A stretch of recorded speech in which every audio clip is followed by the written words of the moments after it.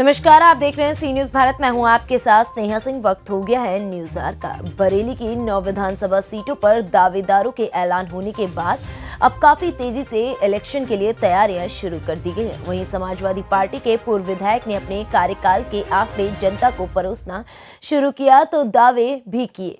उनके कार्यकाल में जारी हुए समस्त विकास कार्यों को भाजपा आज तक पूरा नहीं कर पाई, ऐसा उन्होंने कहा।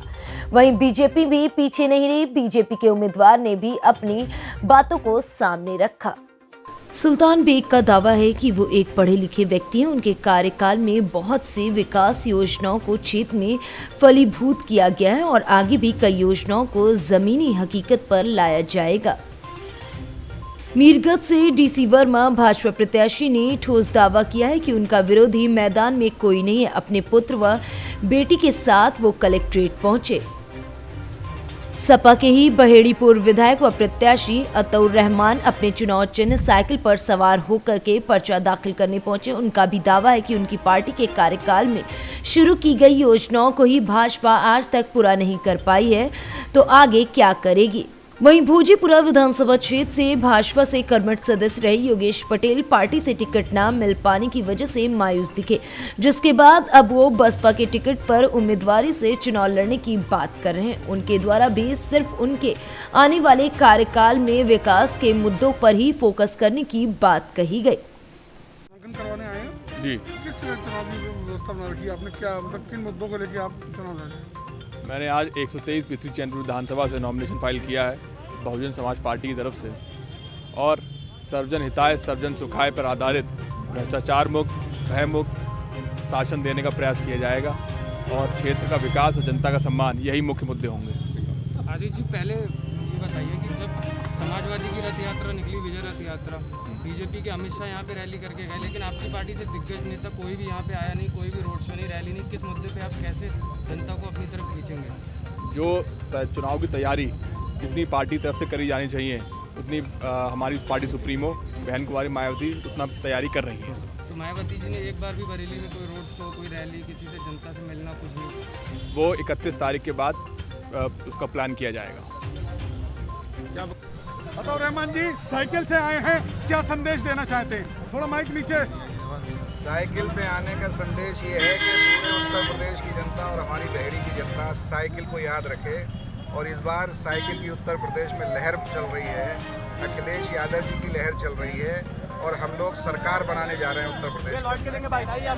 किन नए मुद्दों को लेकर आप चुनाव में उतरे हैं, थोड़ा बताएं। हमारा मुद्दा हमारे राष्ट्रीय अध्यक्ष आदरणीय अखिलेश यादव जी, जिनके चेहरे पे हम लोग चुनाव लड़ रहे हैं, उनका पहले भी मुद्दा वही था, आज भी वही है।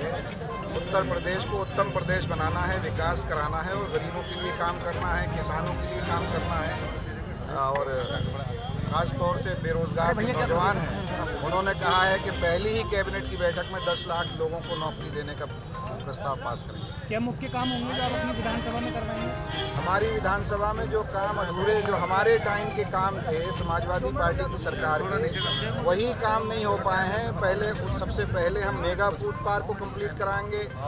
एक डिग्री कॉलेज अधूरा पड़ा है, उसको पूरा कराएंगे। जितनी सड़कें टूट गई हैं, सब गड्ढे बन गए हैं इस सरकार में, उन सबको बढ़िया करके बेहतरीन सड़क बनवाएंगे। और एजुकेशन के क्षेत्र में भी हमें काम करना है। रोजगार के क्षेत्र में एक बहुत बड़ा काम हो रहा था, एक मेगा फूड पार्क बनना था जिससे लाखों लोगों को रोजगार मिलता, डायरेक्ट और इनडायरेक्ट में। वो उसकी क्या स्थिति है और क्यों वो है जो आपकी सरकार में शुरू हुआ अभी तक नहीं हुआ? आदरणीय अखिलेश यादव जी की पहल पर वहाँ पर मेगा फूड पार्क जो 328 एकड़ में बनना था, उसका काम शुरू हुआ था और काफ़ी काम हुआ भी था, लेकिन उसके बाद सरकार चली गई, भारतीय जनता पार्टी की सरकार बन गई। हर 2 महीने 3 महीने के बाद वहाँ अधिकारी जाते रहे और अखबारबाजी होती रही, लेकिन आज तक एक ईंट भी भारतीय जनता पार्टी की सरकार में नहीं कुछ हुआ है। लेकिन हमारी सरकार बनते ही वहाँ पर 20-25 फैक्ट्रियाँ लगेंगी जिसमें रोजगार सबको मिलेगा। देखिए, नवाबगंज में औद्योगिक विकास को लेकर के मैं बात करूँगा। पिछले 5 साल में बहुत सारा काम हुआ है, लेकिन अभी भी कई सारी चीज़ें हैं।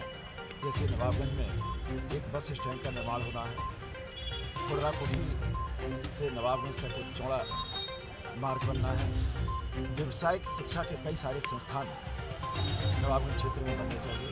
और मैं चिकित्सक हूँ, इसलिए चिकित्सा के बारे में विशेष चिंता करता हूँ। मेरे क्षेत्र में चिकित्सा हमारे संस्थान में 5 साल नवाबगंज से विधायक रहे केसी सिंह गंगवार और कोरोना के संस्कार करते, ऐसे कौन से प्रमुख मुद्दे रह गए हैं जो उनको आप मानते हैं कि वास्तव में नवाबगंज को विकास की जरूरत है?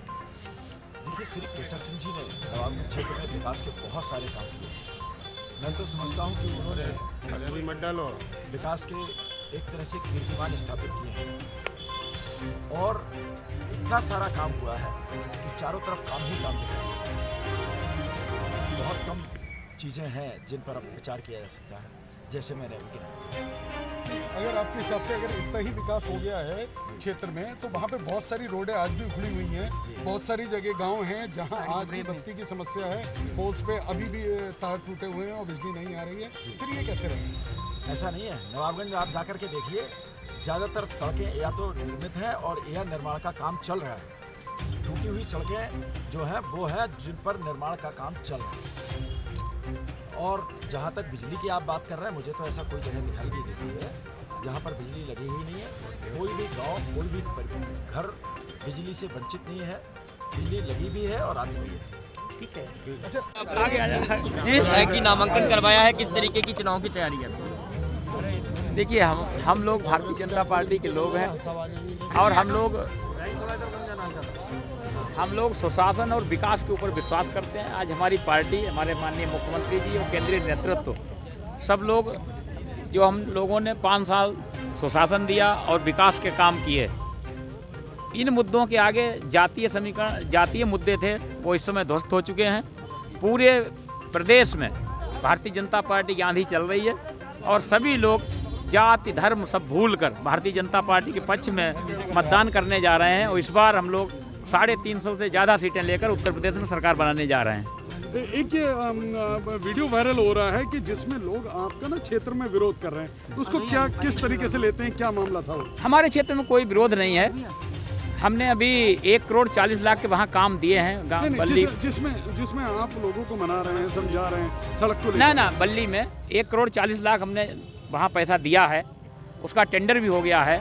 वहाँ नाराज़गी उन लोगों से मुझसे नहीं थी, वहाँ जो ठेकेदार हैं उन्होंने काम अभी तक शुरू नहीं किया, इसलिए लोग नाराज़गी व्यक्त कर रहे थे। ठेकेदार से जब मैंने बात की, इंजीनियर अधिकारियों से बात की, तो अधिकारियों ने कहा कि कोलतार का काम 15 फरवरी से पहले हम नहीं कर पाएंगे और जो सीसी का कार्य है वो इसलिए नहीं हो पा रहा है कि बरसात हो रही है, हमारा मटेरियल नहीं आ पा रहा है, इतनी सी दिक्कत थी और कोई वहाँ दिक्कत नहीं है। हमारा पूरे सब लोग उस गांव के संतुष्ट हुए बाद में हमारे बताने के बाद, और सब लोग हमारे साथ। पूरनलाल लोधी जी भी आपके विरोध में आ गए हैं? नहीं, कोई विरोध में नहीं, कोई हमारा संगठन लड़ने जा रहे थे? नहीं, हमारा कोई आदमी विरोध में नहीं, कोई विरोध में नहीं। किससे मुकाबला लगता है? विरोध केवल भाई प्रजातंत्र है, हम सब लोग पार्टी के कार्यकर्ता हैं और कार्यकर्ताओं में सबका अधिकार होता है टिकट मांगने का। पार्टी ने जिस पर विश्वास किया वो लोग हम लोग लड़ाते हैं, अगर मेरा ही नहीं होता तो हम दूसरे को लड़ाते हैं। किससे मुकाबला है आपका? हमारे चुनाव ही, हमारा तो मुकाबला है ही नहीं। आपने देखा पिछली बार भी हम मंडल नंबर 1 पर जीते, फिर जीतेंगे। सुल्तान बेग जी कह रहे हैं कि आपने कोई काम धाम नहीं कराया है बिल्कुल वहाँ पे। पिछली बार वो कह रहे हैं अंधे के हाथ बटेर लग गई थी। लोग सुल्तान बेग जी अब ये इस चीज का जवाब जनता देगी, 14 को जवाब मिल जाएगा। उन्होंने ट्रक में से बटेर पकड़ी थी काफी। सुल्तान बेग जी के बारे में क्या कहेंगे? सुल्तान जी बेग नहीं भैया, हम कुछ नहीं बोलते हैं। हमें किसी मीरगंज विधानसभा के बारे में कहता हूँ, जितने वोट मुझे मुसलमान देते हैं उससे ज़्यादा वोट मुझे हमेशा हिंदू भाइयों ने दिया है। मेरे यहाँ मुसलमान कुल 1.25 लाख वोट होगा और 2.25 लाख से ज़्यादा वहाँ पर हिंदू वोट हैं। लगातार 3 बार विधायक रहा हूँ। मेरे यहाँ पर भारतीय जनता पार्टी का ये जादू कि ये हिंदू है या मुसलमान है, तो ये अब जादू चलने वाला इसलिए नहीं है कि वहाँ पर हिंदू भाई और मुसलमान भाइयों में प्रेम है। और ये आपको मिसाल मिलेगी। मैं पूरे बरेली की बात बता रहा हूँ आपको।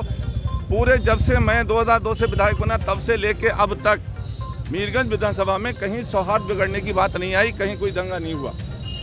इसलिए वहाँ पर हिंदू मुसलमान के अंदर भाईचारा है और उसी भाईचारे के दम पे सुल्तान बेग को मुसलमानों से ज़्यादा आज हिंदू वोटों का समर्थन है। कोई जाति, कोई बिरादरी, कोई धर्म का ऐसा आदमी नहीं जो सुल्तान बेग के साथ नहीं है।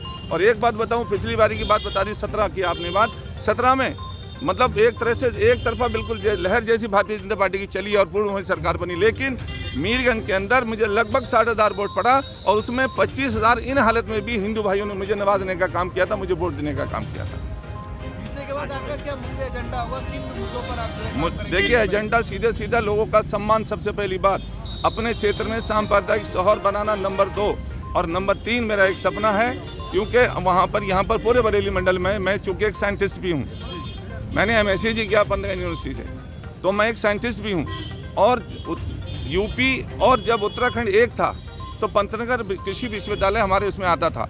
आज पंतनगर कृषि विश्वविद्यालय उत्तराखंड में चला गया है। मेरा सपना है, एक पढ़ा लिखा विधायक होने के नाते, एक कृषि का वैज्ञानिक होने के नाते मेरा ये सपना है कि जिस दिन समाजवादी की सरकार बनेगी और सुल्तान बेग यहाँ से विधायक बनेगा तो मीरगंज क्षेत्र में एक कृषि विश्वविद्यालय हर हालत में कायम कराने का काम करूँगा। बरेली से सी न्यूज संवाददाता विनय चौहान की रिपोर्ट। फिलहाल इस खबर में बस इतना ही। देश विदेश की ऐसी तमाम खबरों को देखने के लिए बने रहें सी न्यूज भारत के साथ।